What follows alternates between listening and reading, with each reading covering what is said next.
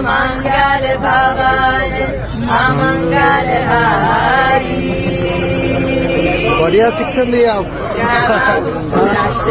बढ़िया बढ़िया। बिहारी राम सिया राम जय जय Ram. I'm gonna cry. It's amazing. It's amazing to be here. God's mercy. कुंभ सजा हुआ है, कुंभ का तीर्थ, कुंभ का पिलग्रिमेज सजा हुआ है, बिल्कुल दुल्हन की तरह सजा हुआ है। मैं पाकिस्तान में हूँ और पैदा भी पाकिस्तान से ही हूँ, लेकिन ये कि फिर भी आप जानते हैं कि मेरे पेरेंट्स जो है वो इलाहाबाद या प्रयागराज से आए थे और वहां पर महाकुंभ का मेला जो है, जो 40 करोड़ लोग आ रहे हैं, जो कंधे से कंधा मिलाकर वहां स्नान कर रहे हैं, जो अगल बगल वहां पर सो रहे हैं, खा रहे हैं। पहले दिन फर्स्ट डे 13 तारीख को 1.5 करोड़ लोगों ने स्नान किया। 1.5 करोड़ लोग। हम समझते हैं कि नहीं, इस्लामी भाईचारा जो है ना वो सबसे अहम फैक्टर है। तो ये मेरे ख्याल में एक सबक है हमारे लिए। हम अफगानिस्तान लूज करते जा रहे हैं और शायद लूज कर चुके हुए हैं। इस वक्त दुबई में बैठ के अफगानिस्तान को इंडिया एंगेज कर रहा है या इंडिया अफगानिस्तान को एंगेज कर पा रहा है। हम जिसको अपना स्ट्रेटेजिक अलाय कहा करते थे, जिनकी हमने मदद की बारहा, उनके लोगों को यहां बसाए रखा हमने, we have lost their trust. India भी अब कनेक्ट कर रहा है अफगानिस्तान के साथ and it seems that world has moved on. Elon Musk ने, एक इंडियन लेजिस्लेचर ने ट्विटर पर पोस्ट किया कि बर्तानिया में ये जो ग्रूमिंग गैंग्स, बच्चों पे हमला करने वाले लोग हैं, इनको एशियन ना पुकारा जाए, इनको पाकिस्तानी पुकारा जाए, क्योंकि जब आप एशियन कहते हैं उसमें सारे एशियन रगड़े जाते हैं। इनको नाम लें कि पाकिस्तानी हैं ये। नमस्कार दोस्तों, सनातन धर्म की खूबसूरती यही है कि पूरी दुनिया खुद ब खुद इसके तरफ अट्रैक्ट होती है। आज देश विदेश के लोग भारत आ रहे हैं सिर्फ महाकुंभ को एक्सप्लोर करने और हमारा सनातन धर्म की खूबसूरती देखने। रिसेंटली एक यूएस नेशनल महाकुंभ का दृश्य देख रो पड़ी। उन्हें हमारा कल्चर इतना पसंद आया कि वो अपने आंसू नहीं रोक सकी। इससे पहले भी इटली से आई कुछ लोगों की वीडियो वायरल हो गई थी जिसमें वो रामायण चौपाई गाती दिख रही थी। ये है हमारी सनातन धर्म की खूबसूरती। लेकिन दूसरी तरफ पाकिस्तान, जो अपने इस्लामिक मुल्क होने पे इतना घमंड करता है, आज उन्हें उनके ही ब्रदर तालिबान आए दिन ठोक रहे हैं और भारत को अपना ब्रदर मुल्क बुला रहे हैं, जिससे ये पता चलता है कि जियोपॉलिटिक्स में कंट्रीज सिर्फ अपना इंटरेस्ट देखते हैं, ना कि रिलीजन। इसी टॉपिक पर चलिए आगे पाकिस्तानी मीडिया का रिएक्शन देखते हैं। वीडियो को लाइक और चैनल को सब्सक्राइब कर लें। I'm gonna cry. It's amazing. It's amazing to be here. God's mercy. Why you are crying?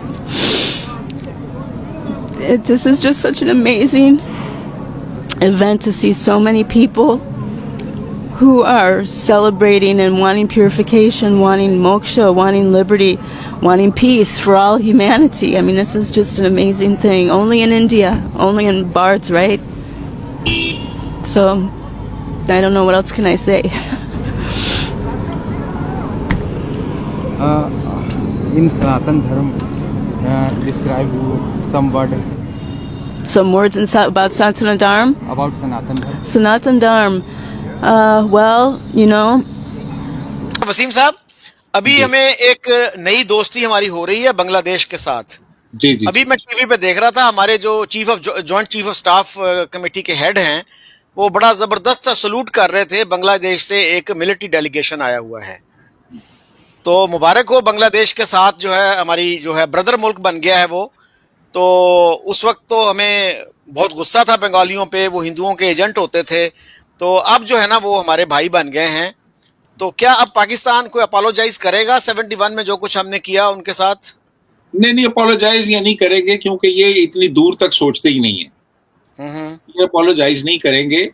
ये बांग्लादेश के साथ अब तल्लुकात सिर्फ इसलिए बढ़ाएंगे कि इंडिया के साथ उसके तल्लुकात खराब हो रहे हैं। और ये एक तरह से ना बस वो जैसे औरतें वो नहीं होती, सॉरी मैं अजीब सी मिसाल दे रहा हूँ कि किसी दूसरी के साथ लड़ाई हो, ठीक है, तो वो जो और उसकी पहले से दुश्मन होती है ना, उससे वो और तल्लुकात जो है ना वो बनाने की कोशिश करती है, उसको बताने के लिए। تو مطلب وہ اس قسم کے. تو ہمارا جو ہے نا وہ بنگلہ دیش کے ساتھ ٹھیک ہے، ہم دیکھیں گے کیا کچھ ہم کر سکتے ہیں ان کے لیے یا وہ کیا کر سکتے ہیں، لیکن دیکھیں ہمارے بارڈرز آپس میں نہیں ملتے، درمیان میں انڈیا ہے، بہت کچھ ہو نہیں سکتا اس حوالے سے کہ جیسے ٹریڈ ریلیشنز ہم اسٹرانگ کر سکیں یا ہمارے پاس کوئی ایسی چیز ہو جو ہم وہاں پہ ایکسپورٹ کریں یا وہ ہم سے کچھ چیزیں امپورٹ کریں. تو میرا خیال ہے کہ ابھی فی الحال جو کچھ بھی ہو رہا ہے نا وہ سمبولک ہی ہے وہ. تو اب آگے پتہ چلے گا بعد میں کہ پھر کیا ہوتا ہے، لیکن فی الحال یہ سمبولک ہی ہے.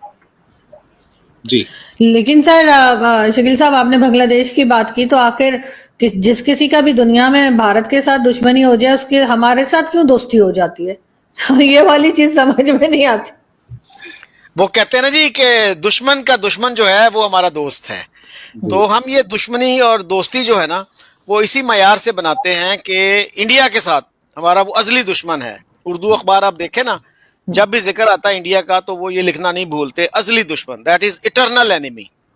تو اب اٹرنل اینیمی جو ہے یہ پتہ نہیں کہاں سے ٹرم آئی ہے. انٹرنیشنل ریلیشنز میں تو ہمیں یونیورسٹی میں یہ بتایا جاتا تھا کہ کوئی پرماننٹ اینیمی نہیں ہوتا، کوئی پرماننٹ فرینڈ نہیں ہوتا، اونلی انٹرسٹ آر پرماننٹ. تو ہم اپنے انٹرسٹ بھی واچ نہیں کرتے، انفارچونیٹلی دشمنی کو زیادہ نبھاتے ہیں اور اس کا نتیجہ جو ہے وہ تباہی ہے. کاش کہ ہم نے اپنے اکنامک انٹرسٹ کو ہی پروٹیکٹ کیا ہوتا، انہی کو پروموٹ کیا ہوتا تو آج ہم بہت بہتر صورتحال میں ہوتے.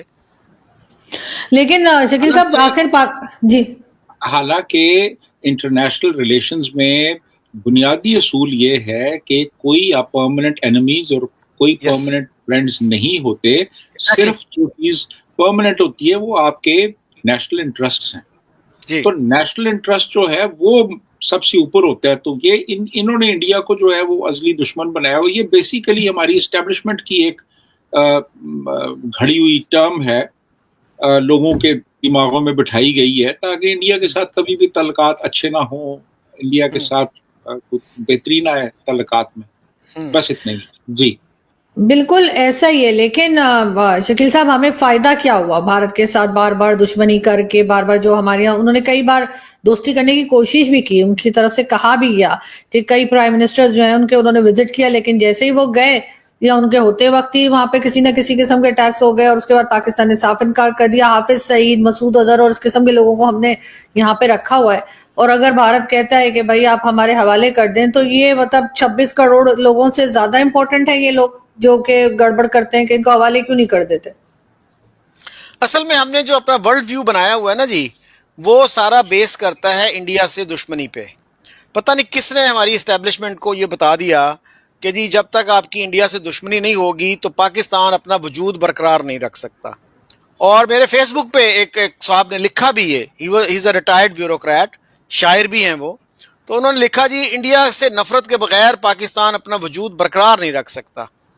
تو بھائی ملک جب ایک دفعہ بن جاتا ہے نا وہ اپنا جواز خود ہوتا ہے، وہ اس کو پھر آپ 24/7 جسٹیفائی کرنے کی ضرورت نہیں ہوتی. یو موو آن، آگے کی طرف دیکھتے ہیں.